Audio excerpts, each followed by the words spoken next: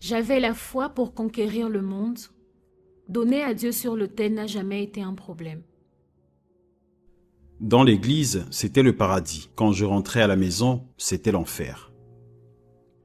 Je me souviens que le diable m'a souvent dit de sauter du bâtiment, de me tuer. En tant que femme de pasteur, j'avais ces pensées. J'ai été pasteur de l'église universelle pendant plus de 10 ans. Vouloir servir Dieu sur l'autel, c'était un rêve pour moi au moment où j'ai reçu le Saint-Esprit. Et comme je continuais à être pasteur auxiliaire, un jour, j'ai su qu'il était temps pour moi de trouver quelqu'un. Je suis venue à l'église à l'âge de 14 ans. J'avais beaucoup de colère en moi. Je me sentais très rejetée. Ma mère me disait « Je regrette de t'avoir eu. C'est à cause de toi que je souffre. » À l'âge de 10 ans, je suis devenue très suicidaire.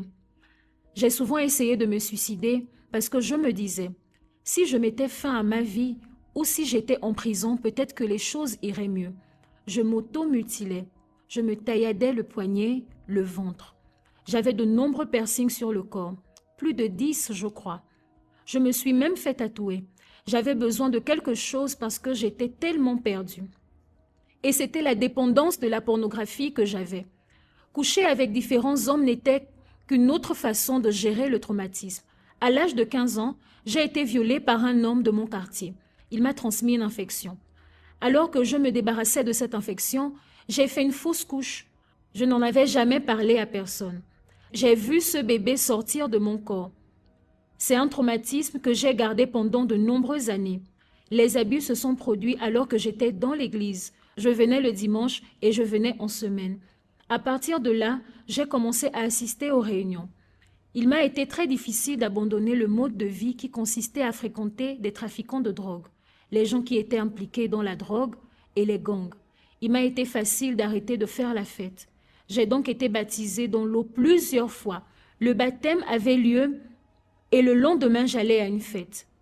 Ainsi bien que le changement se soit produit à l'extérieur, je peux dire que le changement à l'intérieur, la transformation de l'âme, s'est produit à l'extérieur.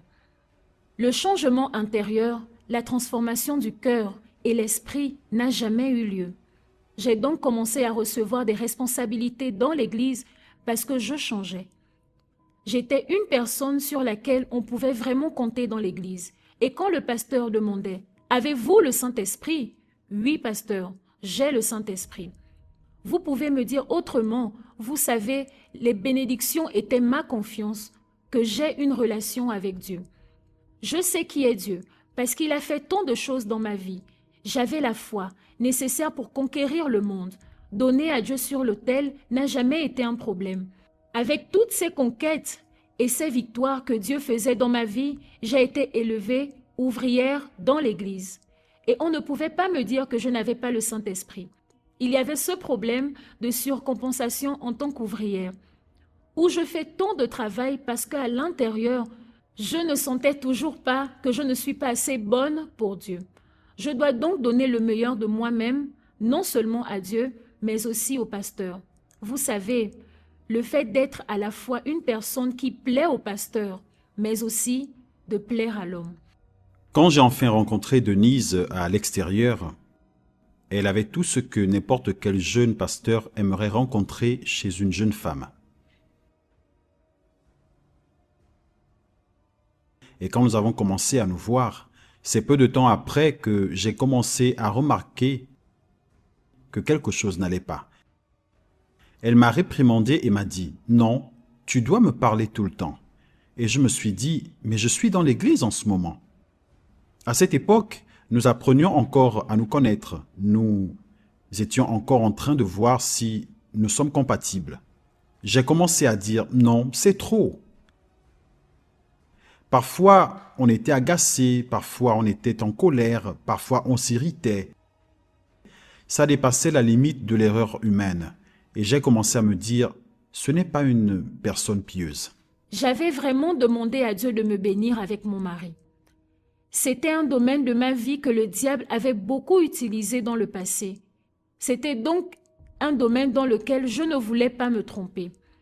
Comme pour toutes les autres choses pour lesquelles je me suis battue, J'ai prié et je me suis sacrifiée. Dieu m'avait comblée dans ma vie amoureuse avec un homme de Dieu et maintenant, je me préparais à faire l'œuvre de Dieu sur l'autel. Dans notre relation, j'ai commencé à essayer de lui parler de choses spirituelles. Lis-tu la Bible? Est-ce que tu pries? Juste pour la faire réfléchir un peu et voir si tout allait bien. Mais j'ai continué la relation parce que, dans ma tête, elle irait mieux. Mais au fond de moi, je savais que quelque chose n'allait pas. Quelque chose n'allait pas. J'étais en classe et j'étais tellement excitée. Parce que mon rêve était de faire l'œuvre de Dieu, de le servir. Je suis tombée malade et j'ai dû rentrer chez moi. C'était le but, je pense. Pour moi, d'un voyage de choses que je ne soupçonnais pas dans mon cœur. Je me suis sentie rejetée. C'est l'un des premiers moments dont je me souviens dans ma foi que je me suis sentie rejetée par Dieu. À tel point qu'une colère a commencé à monter en moi contre Dieu. Lorsque cela s'est produit, je me suis dit, Dieu, pourquoi m'as-tu permis de vivre tout ce que j'ai vécu jusqu'à présent? Tout ce que j'ai vécu jusqu'à présent, juste pour me dire non. Je suis devenue cette petite fille de 8 ans qui se sentait rejetée. L'envie de regarder de la pornographie a commencé à revenir. J'étais ouvrière. J'étais la fiancée d'un pasteur de l'Église universelle. J'étais accro à la pornographie. J'étais tellement en colère contre Dieu. Il m'était difficile de perdre tout ce que j'avais conquis par la foi. Notre relation, je l'ai conquise par la foi. Le rêve qui était sur le point de se réaliser l'a été par la foi, en utilisant les sacrifices, les prières que je faisais sur l'autel. Mais je me rendais compte que l'ancienne Denise était toujours là. J'avais peur de perdre ce que j'avais conquis par la foi. J'avais peur de te perdre. Je me souviens que c'était la campagne, que le faible dise « je suis fort ». Et je savais que j'étais si faible, mais vous savez, j'ai tout vaincu par la foi. Il s'agissait donc d'un autre cas de figure. Je vais utiliser ma foi et je vais redevenir forte. Je n'avais pas encore cette compréhension dans mon esprit à quel point j'étais perdue. Un jour, les responsables sont venus me poser des questions sur Denise. Denise, la femme du pasteur. Es-tu prêt à l'épouser? L'aimes-tu? L'aimes-tu vraiment? Bien sûr, j'ai répondu oui, parce qu'en fin de compte, j'aimais Denise. Je n'en étais pas sûr à 100%, mais une fois de plus, je me suis dit, elle va changer. Quand elle va se marier, elle va changer. Elle est sous pression, elle est malade. Toutes ces choses sont le signe qu'elle va s'améliorer. C'est donc moi qui ai accepté le mariage et ai signé. Ce jour-là, j'étais heureux, mais mon inquiétude s'est poursuivie. Après ce jour, il y a eu d'autres disputes, mais après, je crois, 2 jours de lune de miel, il n'y avait plus de disputes. Je ne parlais plus. Plus de communication. Nous avons été transférés dans une autre église et maintenant un couple marié étant désormais responsable de notre première église. Je vivais enfin mon rêve. Je me suis mariée à un pasteur de l'église et je me suis dit, ça y est, mon rêve se réalisait. Ne pas comprendre que le vide, la tentative de changement, la dépendance à la pornographie, ces choses n'allaient pas disparaître. Nous étions un couple censé vivre son premier amour. Et il m'était difficile de vivre cet amour parce que je me sentais littéralement opprimée dans mon âme. Souvent, il me prenait et disait, « Écoute, tu es resté trop longtemps à la maison, allons évangéliser, faisons quelque chose. » Je m'en souviens. Elle était contrariée et me disait, « Oh, tu me forces à faire ceci, tu me forces à faire cela, tu m'y obliges. » Mais dans mon esprit, je disais, ce n'est pas de la force, c'est la vraie vie. Être comme Jésus et chercher les perdus. Tu avais besoin que je sois l'épouse que nous étions appelés à être. Et je luttais pour être à cause de ce qu'il y avait en moi. L'évêque Macedo parlait beaucoup du salut. Et à chaque fois qu'il parlait du salut, mon cœur battait la chamade. Et je me disais, peut-être qu'aujourd'hui, Je vais parler. Je vais demander de l'aide. Et puis la voix se faisait entendre. Non, si tu fais ça, tout ce que tu as conquis jusqu'à présent, tu vas le perdre. On nous a dit que nous serions transférés en Afrique du Sud. Peut-être qu'en Afrique du Sud, notre mariage se portera mieux. C'est un nouveau départ. Dieu allait nous utiliser d'une manière formidable. Il n'était pas question de me sauver. Il n'était pas question de m'aider à résoudre les problèmes de mon cœur. Il s'agissait plutôt de conquérir. Nous allons faire ceci et cela. Nous allons faire beaucoup de choses pour le royaume de Dieu. Mais je n'étais même pas dans le royaume. Et quand on nous a dit que nous étions transférés, je me souviens que même pendant le vol, je l'ai regardé en face et lui ai dit « C'est quelque chose de nouveau ». Quelques jours plus tard, nouvelle dispute, encore des désaccords. Il s'agissait maintenant d'insultes. Certaines choses qu'elle disait étaient des attaques personnelles lorsque nous commencions à nous disputer. Mais comme j'avais cette douleur au fond du cœur, il m'était difficile de voir quelqu'un me montrer de l'amour. Je ne m'autorisais pas à le recevoir. Je voulais recevoir plus de douleur parce que j'avais de la douleur dans mon cœur à cause du rejet que je ressentais. Je me nourrissais de ce sentiment, de cette émotion. Je vais t'infliger un traitement silencieux. Je vais te bloquer. Je ne vais pas te parler. Dans l'église, c'était le paradis. J'étais en paix, je faisais l'œuvre de Dieu, je faisais la volonté de Dieu. Mais quand je rentrais à la maison, c'était l'enfer. C'était un jeudi. Nous avions notre réunion de pasteurs. Je me souviens que le Saint-Esprit a utilisé l'évêque et la femme de l'évêque ce jour-là pour parler de la pornographie. J'ai su ce jour-là que je devais demander de l'aide. Et je l'ai fait. Cela m'a pris tellement de temps. Il m'a fallu 3 heures pour envoyer un message disant « J'ai besoin d'aide ». Ce jour-là a été difficile parce que j'avais tellement de pensées dans mon esprit. Vous savez, je servais Dieu, mais je ne voulais même pas être en vie. Je voulais mourir. Mais à un moment donné, je me suis dit « Je suis prête à perdre ». Mais je savais que j'avais besoin d'aide.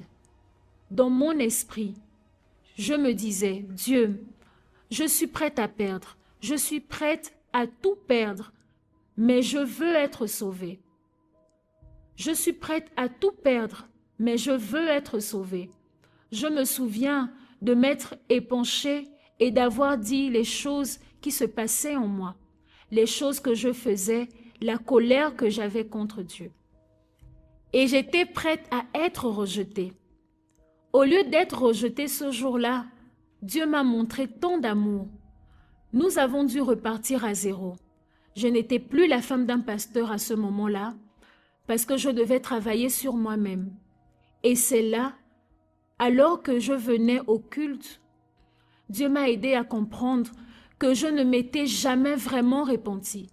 Et c'est là que mon combat a commencé. Si je pensais que c'était mauvais, c'était devenu bien pire. C'est là que j'ai vu le diable, le combat pour être vraiment sauvé, parce que je me souviens que le diable me mettait souvent dans la tête. Saute, saute du bâtiment, saute des escaliers, tue-toi. Je voulais mourir. Le vide était trop grand, la tristesse était trop forte. Maintenant, je criais sans raison et je me mettais en colère. Et maintenant, au lieu d'alimenter la discute, tu me disais, tu vas changer, tu vas devenir une femme de Dieu. Et je détestais ça. Après lui avoir transmis la foi lorsqu'elle commençait à se disputer, peu après, je suis allé dans la chambre. Elle est restée dans le salon. Mais j'ai commencé à entendre des bruits. Quand j'ai commencé à entendre des bruits, j'ai voulu voir ce qui se passait. J'ai voulu voir ce qui se passait. J'ai alors vu mon épouse manifestée par des esprits maléfiques, pleurant, grinçant des dents. J'ai prié pour elle comme je le ferais pour n'importe qui d'autre. Et le démon disait qu'elle allait mourir. Je vais la tuer, ce qui m'a fait comprendre que Satan voulait qu'elle soit suicidaire. C'était le combat qu'elle menait. Elle a commencé à assister donc aux réunions du vendredi. C'est à partir de ce moment-là, je m'en souviens, que j'ai compris que j'avais besoin d'être vraiment libre. C'est alors que j'ai pris la décision le lendemain d'aller à la prière. C'est la première chose que j'ai faite en me réveillant. J'ai dit, j'y vais. Et pendant la prière, je ne me sentais pas bien. Quand le pasteur a demandé, y a-t-il quelqu'un qui ne se sent pas bien? J'ai levé la main. Je me souviens que le pasteur m'a dit ensuite, non, tu as manifesté. Ensuite, je suis rentrée chez moi et je me suis sentie légère. Je n'étais plus en colère ce jour-là, mais je comprenais mon combat. J'ai compris que l'ancienne moi n'était jamais morte. J'ai vaincu, mais je n'ai pas vaincu d'abord mon salut. J'ai commencé à voir les choses différemment. Combien de personnes vivent peut-être la même chose que moi? Ils ont conquis le monde. Ils ont fait tant de choses, mais ils sont toujours perdus. Je me souviens que nous avions une promesse ce dimanche-là. Nous avons tous reçu un verset biblique. Il parlait de la personne qui confesse ses péchés. Il est fidèle à pardonner. Lorsque j'ai reçu ce verset biblique, c'était Dieu qui me disait, « Je te pardonne. Maintenant, pardonne-toi toi-même. » Alors que je commençais à lire la Bible, c'était donc un dimanche. Et j'ai pris une décision. Aujourd'hui, mon Dieu, je vais me faire baptiser. L'évêque l'a annoncé au cours du culte. J'ai compris à quel point j'étais perdue. Et j'ai su que Dieu m'avait pardonné. Maintenant, il était temps pour moi de mourir. Je suis allée à la piscine de baptême. L'évêque m'a dit, « Acceptes-tu Jésus? Acceptes-tu Jésus comme ton Seigneur et Sauveur? » Et j'ai dit oui. J'ai manifesté dans la piscine de baptême. J'étais libre. Quand j'ai plongé dans cette piscine de baptême, mon ancienne vie est littéralement morte dans la piscine de baptême. Maintenant, l'ancienne vie était partie. Quand je suis remontée, j'ai compris que pendant toutes ces années, mon combat, le diable, savait que si je mourais, je vivrais vraiment pour Jésus. J'ai pris ce verset de la Bible et chaque fois que le diable me disait « Je ne peux pas », je lui disais « Je peux ». Je lui disais « Je peux ». Je ne suis pas l'ancienne Denise. Je ne vais pas me comporter comme l'ancienne Denise. J'ai compris que pour être une nouvelle personne pour toujours, pour vivre pour Jésus pour toujours, j'ai besoin du Saint-Esprit. J'ai besoin du Saint-Esprit.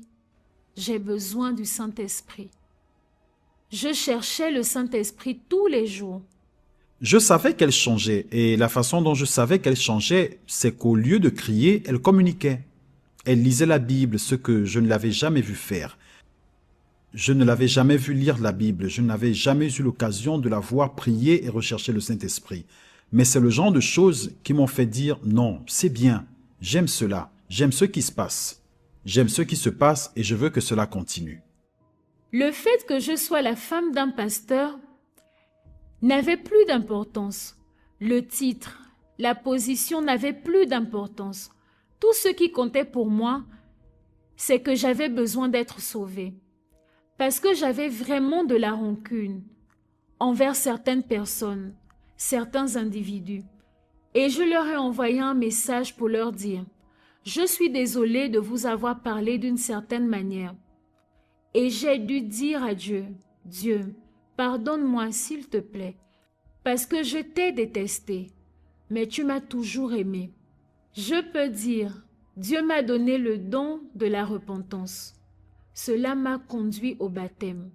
Les pensées que j'avais ont changé, les pensées suicidaires, la façon dont je me voyais.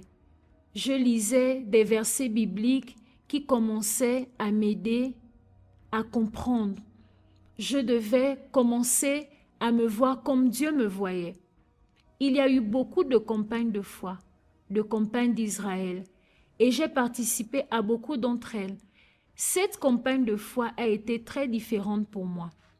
Avant tout cela, elle me disait « Non, je vais faire la campagne. » Et je lui ai même dit, ça ne marchera pas si nous ne donnons pas notre cœur. J'essayais de l'aider à comprendre, mais cette fois, je n'ai pas eu besoin de faire ce genre de commentaires parce que je pouvais voir la sincérité dans son cœur. Quelque chose était sur le point de se produire. J'ai également compris que je devais donner mon côté financier. Je montrais ma confiance et c'est ce que je construisais. Mais pendant que je construisais, Dieu m'a montré qu'il ne s'agissait pas seulement de l'argent que je donnais sur l'autel. Je devais m'assurer que je donnais ma vie. J'ai donc cherché le Saint-Esprit. Je me réveillais, je jeûnais, je venais au culte, je faisais ma part. Chaque fois qu'il y avait une prière le matin, j'y allais. Quand il partait pour aller au culte, je m'occupais de moi. Je prenais ce temps.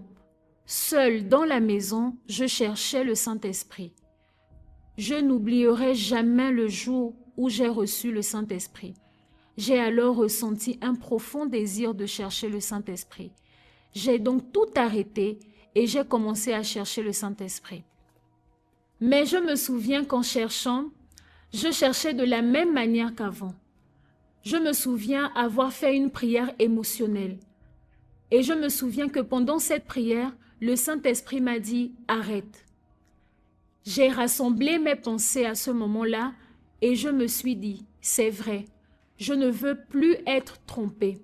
Donc je vais mettre de côté ces émotions et je vais utiliser une foi intelligente. » Et je me suis souvenu du verset de la Bible qui dit que les violents s'emparent de la chose par la force.